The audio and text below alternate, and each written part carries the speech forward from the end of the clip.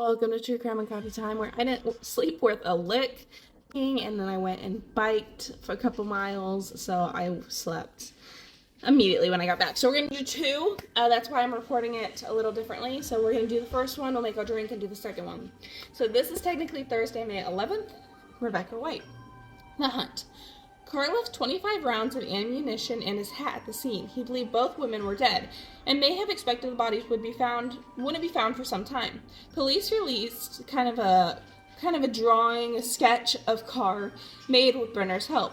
Carr hid out in a nearby Mennonite community where the residents didn't watch TV or read the news. For 10 days after the shooting, until a Mennonite who secretly watched TV saw Carr's sketch and alerted the police.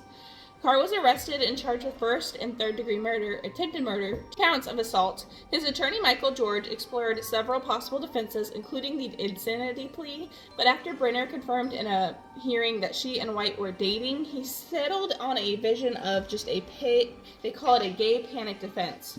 George claimed Carr became kind of enraged when the woman teased, taunted, and provoked him by making him see him walk around nude and making them see him when they were being intimate, why they thought they were completely alone. This kind of raised up the lawyers, then started saying Carr's history of being sexually abused. So we're going to use Carr's sexually abused history. We're going to use that he was provoked by their relations. Let's make a coffee before we get to the next one, because I know this is going to tick me off. There was a little baby bunny on my mom's porch. Today is the last day that I dog sit, so we'll be back to our regular.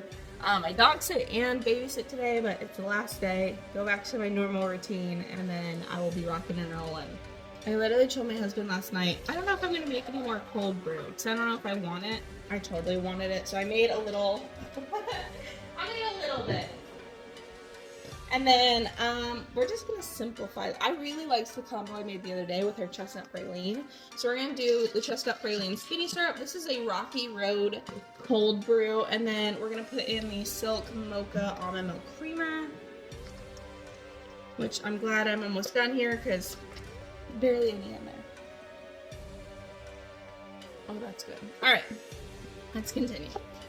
This is technically today's Friday, May 12th. The outcomes.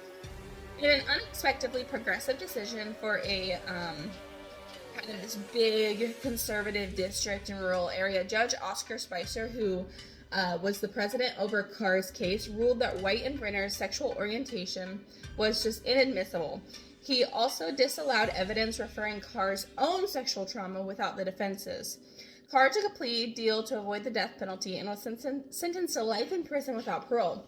In 1991, he did file an appeal on the grounds of his history of sexual trauma.